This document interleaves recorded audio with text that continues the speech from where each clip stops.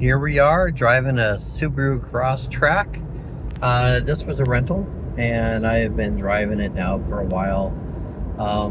And I'm going to give a basic review on this one. So I will start off. I am an ASC master mechanic. I've got many decades, almost 4 decades of, man, that's crazy. Yeah, almost 4 decades of working on vehicles and things like that.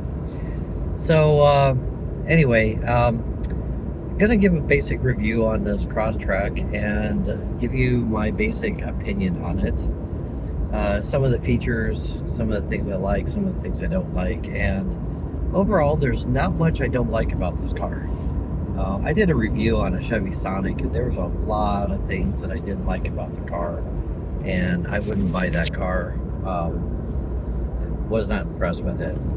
But this Crosstrek, after renting this and spending some time driving around, and some of these trips that I've been driving are roughly 3 hours long.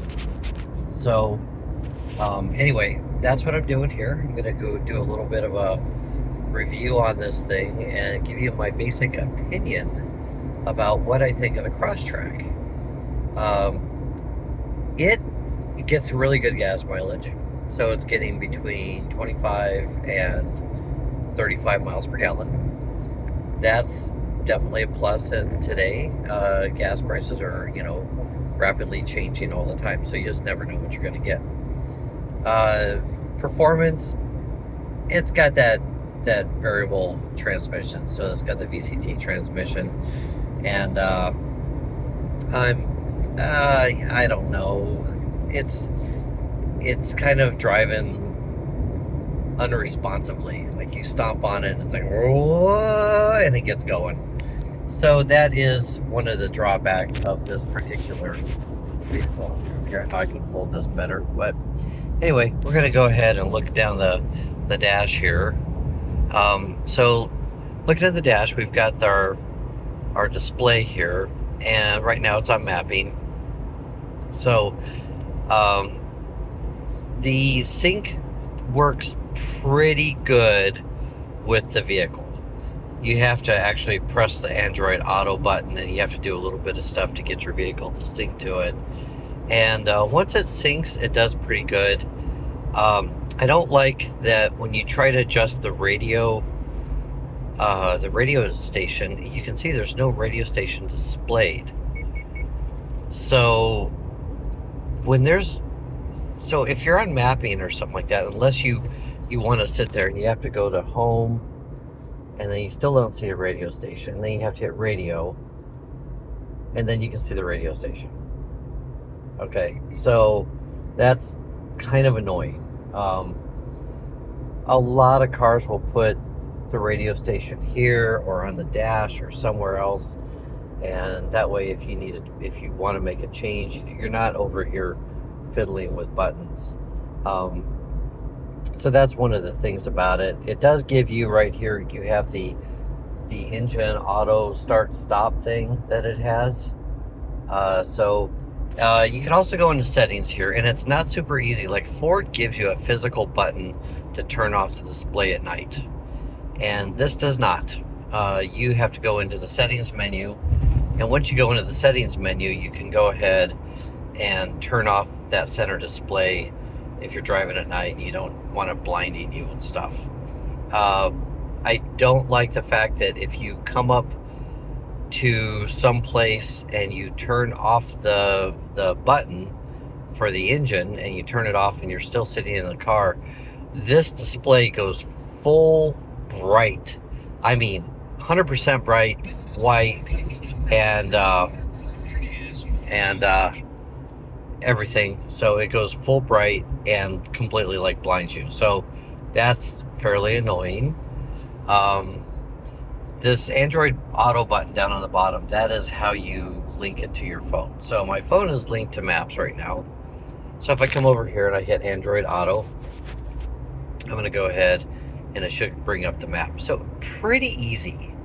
I don't really know why, like, that once you do that, it also syncs your text messages and it will read text messages to you, and you can respond.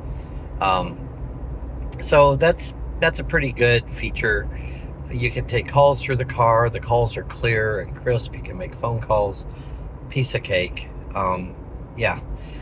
Now, as far as a couple other things, I like and don't like. So it's got a ton of buttons. So you look all over this thing and you're like, what in the world? And at night, these light up a dark red, and it's very difficult to see them.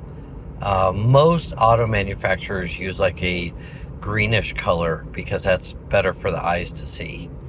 So, so these things light up in a dark red, and it's really, really almost impossible to see these things. You got a little picture of your car. It shows the brake lights are coming on. And right now, there's one car in front of me, in front of the Jeep, that is crawling along kind of slow here. And because of that, I can't demonstrate the cruise control. So maybe I'll just pause this for a second and come back to that. But while I'm at it, I will go over this. You've got your radio controls over on this side. Oh my gosh, we're slowing way down. This guy's very slow. But you got your radio controls over on this side. Your left, your scan left, right, your source, your phone buttons. And I didn't realize at first, but this is very easy to bump, and I would accidentally hang up on calls. So if you hit this, it'll actually just hang up on the person you're talking to, and you're like, hello. So I guess this one is hang up, and this one must be pick up the receiver. So it's got a quaint little thing on that. So and then this is, I have no idea. I didn't even play with this. Not sure what this is doing.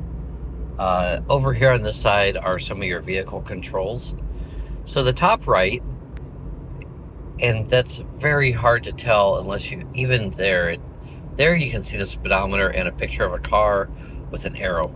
A little overly complicated, but that's your cruise control on button. So if you want to turn on your cruise control, you have to hit that first. And then once you hit that, then you use this toggle button and you flip down, and that sets your cruise control for a whatever speed you want to go to. The bottom right button you're seeing there is the lane centering thing, and just mindful of that. That is dependent on your that is also dependent on the two forward-facing cameras. I don't really understand people. Like, we were crawling along at 20 miles an hour. We get to the passing zone, and the guy speeds up. Now I'm doing 60, trying to get around him, because I know he's going to slow right back down. But I don't know how long this passing zone is. And I don't, but yeah. So, anyway. All right. So we are over here, and I'm going to go ahead and merge over. Turn signals. The audio on the dash is actually superb. So I kind of wish wish my lens was a little cleaner. All right. Okay. So when I'm going to go ahead and set the cruise control, I'm going to set the cruise control, and I'm going to flip that down, and now the cruise control is set. It does display in the middle that you've got what your speed is set at and what you're going. Now, if you watch this, okay, you see it's applying the brakes. This is the part I can't stand. It gives gas going up a hill. It gives gas going up a hill, and then it hits the brakes all the time. Or you go into a curve, and you've got the speed set at 55 miles an hour, or right now I'm set at 61. So you're set at 61 miles an hour. Now I'm going to set it back down to 60. And you're going to watch this thing, and we're going up a hill and down a hill. So we're going to go up the hill, and it's going to go up a little bit, and then typically it often that it didn't light it up, but you can see where it applies the brakes all the time. If you're going around a curve, it will apply the brakes and slow down by like 5 miles an hour in a curve. So I don't know if we're going to be able to get a chance to see that here. Yep, there. All right, there is nothing in front of me, and you saw it was applying the brakes. And you can feel it. It's a fairly abrupt brake apply, but it saw the curve coming up here and applied the brakes and slowed down like a mile an hour. It's instead of just letting off the throttle, it's giving it the gas and applying the brakes. And I'm going to say Subaru is not the only one that does this. See, there's the brakes. You can see the little lights, and it's abruptly slowing down. And if you can see my bag next to me on the floor, it's actually rolling forward because it hits the brakes so hard. So this is the biggest gripe I have with a lot of these cars with adaptive braking nowadays, is the brakes applying nonstop while you're driving. My Ford F-150 does the same thing. You come over a thing, and I'm coming over this hill, and it's probably going to apply the brakes. Yep. Let off. Now those lights didn't come on, but you can see the little lights come on. Now it's got lane departure warning. So I'm going to go ahead, I'm going to turn on the steering assist, and it says ready active. So it starts honking at you, and it starts trying to keep you in the lanes. If you get over to the right, it lights up, kind of lets you know. If you get over to the left, now it's steering against me. It doesn't want me to do that. Now, if you don't turn on your turn signal, it's not going to let you over. And I should have tried to pass a slow car. I'm not speeding. This is a pretty quick highway here. But there it's applying the brakes. It's doing adaptive cruise. This car's using all the lanes back and forth in front of me. I mean, holy moly, guy. Like, literally swerving back and forth across both lanes towards the end of that area. So my F-150 does the same thing. It comes up, it applies the brakes harshly, and I finally turned off the adaptive braking because it was so bad, and it's just horrendous. So if I wander over here a little bit, it should detect that I'm getting close to the yellow line. Like, I'm really on the yellow line, and it's not detecting it. See if it detects the white line on this side, and it's not honking at me. But I'm just trying to see if this is going to do it. So, yeah, it might also be because there's a car in front of me fairly, crawling along at, 10 under the speed limit, 15 under the speed limit, something like that. But maybe if there's a little distance, because what it does, it actually uses the two cameras above the mirror to give a look. So now I'm going to come over here. I'm going to wander a little bit here, and you can see the dash, and it's lighting up that little yellow line on that side.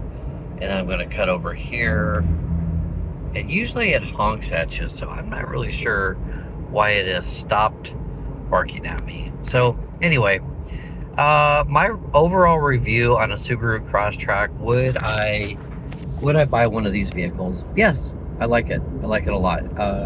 It's a pretty cool little vehicle. I would totally buy this. The infotainment center works pretty well. A few things I don't really care about, like not being able to find the radio and not being able to find different controls without having to go back to the home screen and activate controls. So anyway, the transmission is mushy, but it does okay. I mean, it's just a little engine. It's not some turbocharged powerhouse. So it's that VCT transmission is designed to basically hold you in the right gear at all times. So I'm good with it. It does okay. I'm not a fan of those. I like the feel of the shift, but I think 99% of the people who drive these wouldn't know any difference in the world. And let's see, what else on this car? Anything else off the top of my head that I like about it? It performs well, it brakes well, gets good gas mileage. The dash, I didn't scroll through it just because driving down the road, it's a little bit hard to do with one hand. So I decided for safety reasons, I'm not going to sit there and scroll through. But there's basic stuff on the dash, as with any car. You know, it tells you your average miles per gallon, your tire pressures, when it's due for service, your trip meters, and you know the basic stuff that every car has out there. So there's nothing that wows me about this car. I do notice that the inductive charger for the cell phone down in the center console, it does not put out enough power to keep my phone charged. So when I want to charge my phone, or keep it charged while mapping, it doesn't keep up, and my battery slowly runs down. Oh, and you know what? One other thing, and I am going to show this to you. So way down here, that is where the inductive charger thing goes, and that is way under the dashboard, in such a position between that shifter and the console and everything else. And here we are again. We're crawling 36 now in a 45.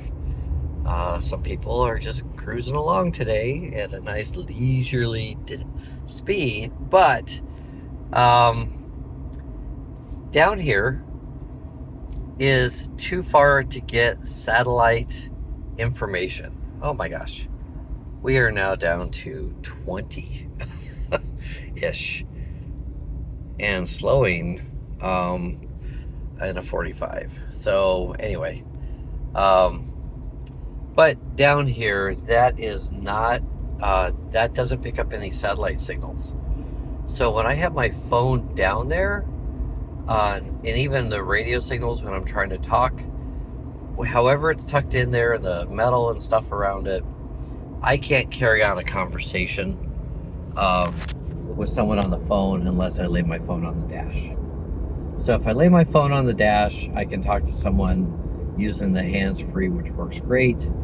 But I can't actually use it down there. And I don't think it's my phone. I think it's just tucked down in this little hole surrounded by electronics.